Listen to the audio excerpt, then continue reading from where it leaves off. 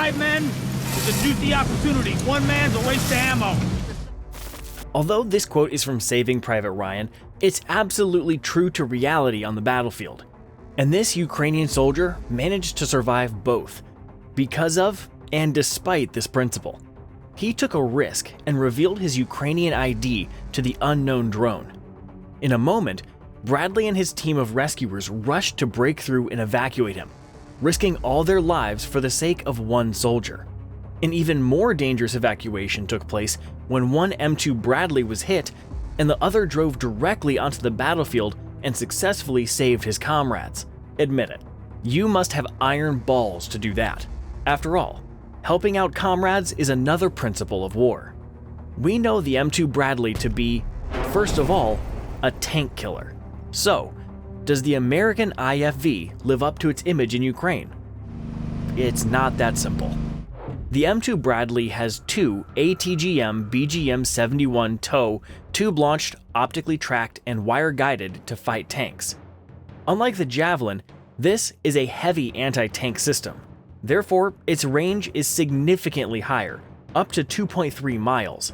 The armor penetration is up to 900 millimeters, which makes it possible to fight any enemy tank effectively. But the missiles are not self-guided. An operator must accompany them. The IFV cannot move or change position until the missile hits the target. This can take up to 20 seconds if the fire is conducted at the maximum distance. You must admit that it's not enough to have great courage. You also need a steady hand, like a knight wielding a spear. And good luck. Give us a like if you were also rooting for Bradley in this duel, because the crew of this Russian T-80 actually had time to respond. In addition, TOW missiles require an open area for guidance because it is controlled by wires that can be cut off due to terrain. In other words, certain conditions must be met for the M2 Bradley crew to successfully destroy a tank, which is very rare in actual combat. Therefore, we should not consider the American IFV a natural tank killer. But this does not mean that duels, as imagined by experts on the couch, do not happen at all. This encounter in a long-suffering Ukrainian village did not bode well for the M2 Bradley crew. After all, the best Russian tank, the T-90M Breakthrough, was in their way. The distance did not allow the use of TOW, as the minimum distance for this weapon is 70 yards.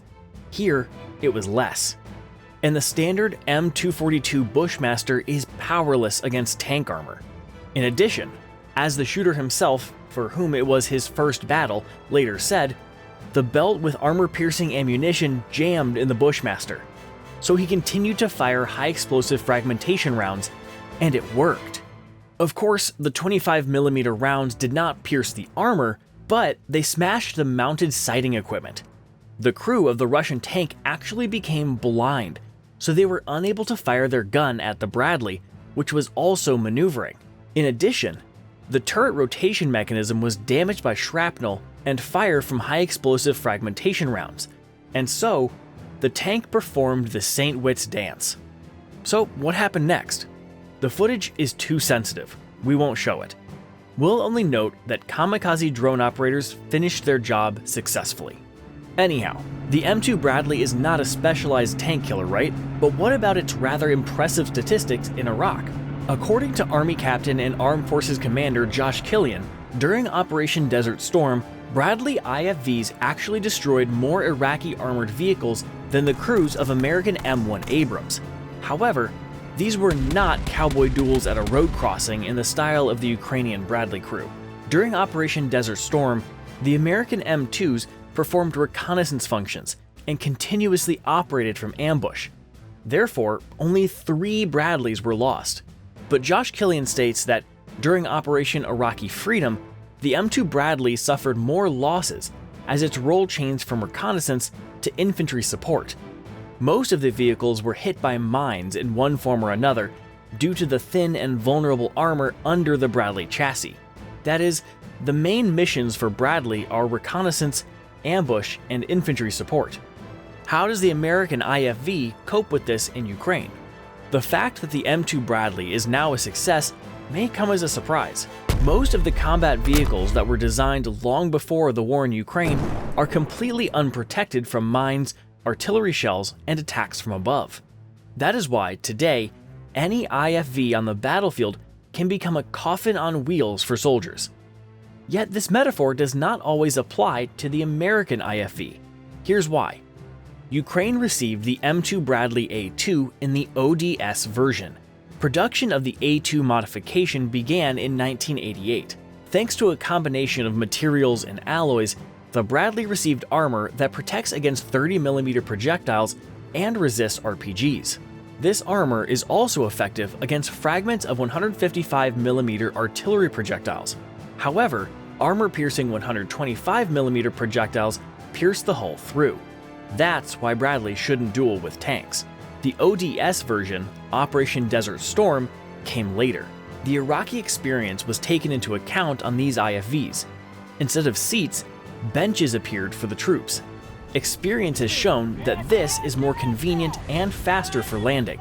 The crew members received a new laser rangefinder up to 6 miles, improved thermal imagers up to 3 miles, and even a dry rations heating system for 6 paratroopers and 3 crew members. The M2A2 Bradley ODS also received a tactical navigation system, a first-generation guided missile countermeasure system, and additional underbody protection. It can withstand a 22-pound mine explosion. Very often, damaged Bradleys return to combat after being repaired. Sometimes, the repairs take place on the march. Bradley's trick is the BRAT dynamic protection, which is capable of protecting against ATGMs and even cumulative tank shells. It should be noted that dynamic protection is usually contraindicated for thin armor. Dynamic protection is a block with explosives. When a projectile hits, the block detonates and disperses the cumulative stream of the projectile. However, the detonation of a dynamic protection unit also affects the outer layers of armor. For tanks, this impact is not critical due to the thickness of the armor. Still, the armor of an IFV is much thinner, so it is damaged. In addition, the detonation of the protection unit can damage external surveillance and guidance devices. For Bradley, this is critical. You will see why later. But BRAT stands for Bradley Reactive Armor Tiles. That is, it is specialized equipment that does not harm the armor and attachments of the American IFV. Here in Ukraine, some M2 Bradley infantry fighting vehicles have been equipped with mobile electronic warfare systems to counter FPV drones. This is probably the Ad-Sounter FPV by the Kyiv-based company Kvertis. It happened so that this set of weapons and protection came in handy given the nature of the war that is currently taking place in Ukraine. But most importantly, all the footage of damaged M2A2 Bradleys we have found indicates that the crews survived. It's hard to believe, but it's true, even with the kamikaze strikes from above. Here is footage from a Russian fighter's phone, straight from the battlefield. As you can see, there's no one inside the damaged Bradley, although the IFV's engine continues to run, which means that this Bradley was captured a few minutes before the shooting. That is why Ukrainian soldiers speak very warmly of the American IFV, because its armor saves lives. At the same time, the Russians are openly afraid of the M2 Bradley. An encounter with its 25mm M242 Bushmaster is always death. After all, each of its rounds is the size of a hot dog. The Bushmaster gun has now become an executioner for Russian APCs and IFVs. The footage of a Ukrainian M2 Bradley crew ambushing 2 Russian IFVs that were trying to land assault teams near the positions of the 47th Separate Mechanized Brigade confirms this. The M242 Bushmaster has a chain drive and a 2-strap ammunition feed. Depending on the target, the shooter can quickly switch from one type of ammunition to another. For example, when firing, an armor-piercing projectile can immediately replace a high-explosive fragmentation projectile. We have already seen how this saves the day in unexpected encounters with a tank. The shooter can also choose the rate of fire and quickly switch from single shots to bursts of up to 500 rounds per minute, suppressing enemy firing points. After all, the main task of the M2 Bradley in Ukraine is to deliver a landing party of 6 to 7 infantrymen to the battlefield and provide them with fire support during the landing. The gun is stabilized, so accurate fire can be maintained while moving more than a mile to enemy positions. At 600 feet and closer, the gun's paired M240C 7.62mm machine gun and airborne weapons are connected. When approaching enemy positions, the M2 Bradley is a dragon that spews clouds of bullets of various calibers. Soldiers are disembarked through the rear ramp, another feature of the American IFV that facilitates assault operations.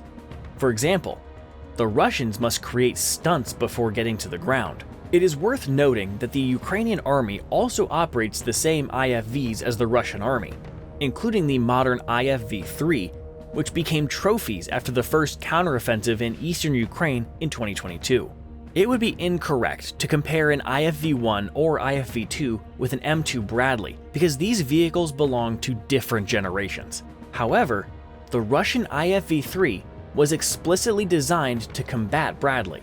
So, Russian IFVs are much lighter and larger, but the difference in speed due to various conditions is not that significant, despite the fact that the Bradley has an automatic transmission. However, the lighter weight means less armor thickness, which means less protection for the crew and troops, and poor survival of the IFV itself. Russian vehicles don't have titanium sheets on the bottom and top to protect against mines and drones. On the side, the aluminum armor is pierced by anything heavier than a heavy machine gun. The same armor on the front cannot withstand a hit from a 25mm Western-style weapon. The situation is further complicated by the fact that, along with insufficient protection, the IFV has poor compositions. For example, 2 paratroopers are placed in the front of the vehicle. The remaining paratroopers sit next to the projectiles and charges. It's not hard to imagine what happens in the event of a detonation. The driver, a mechanic, cannot leave the vehicle, which has caught fire on the battlefield because the combat compartment blocks the exit. Independent statistics from Oryx confirm the vulnerability of the IFV-3. At the time of this video, the Russian army had lost 473 IFVs, of which 371 were destroyed. It's hard to imagine how many Russian soldiers were killed or seriously wounded. The remaining IFVs were damaged or captured by Ukrainian troops. Ukraine, in turn, lost 88 Bradleys, of which only 41 were destroyed. The Russians captured 4, and the rest were damaged. The damaged vehicles are mostly repaired if they can be removed from the battlefield or become donors of spare parts for other Bradleys. However, the BMP-3 still has one crucial advantage. In addition to the 30mm cannon, it has a fierce 100mm cannon that can fire both shells and guided anti-tank missiles. It's perfect for destroying Bradleys, which is why the IFV-3 is called an infantry fighting vehicle with a tank gun. By the way, the Bradley, on the contrary, is called a tank with an infantry fighting vehicle gun. True, this gun is useless at close range up to 1,000 feet. However, the IFV-3's vulnerability forces crews to use it at a very long range, 2 to 2.5 miles. The problem is that Russian IFV crews do not have modern equipment such as rangefinders and thermal imagers for the 100mm gun. This still offsets the Russian IFV-3's advantage in armament. This case proves the importance of this equipment.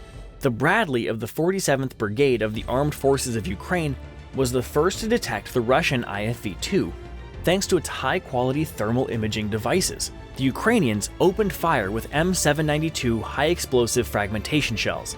This battle emphasizes the crucial importance of first detection. This battle may have influenced the Pentagon's plans to resume production of this American armored personnel carrier. Recently, BAE Systems received an order for a new batch of M2 Bradley. Along with the release of the IFV, BAE Systems has resumed production of M777 howitzers. I wonder what other not-so-modern weapons could be helpful to the United States and Europe in their confrontation with Russia. Write your thoughts in the comments.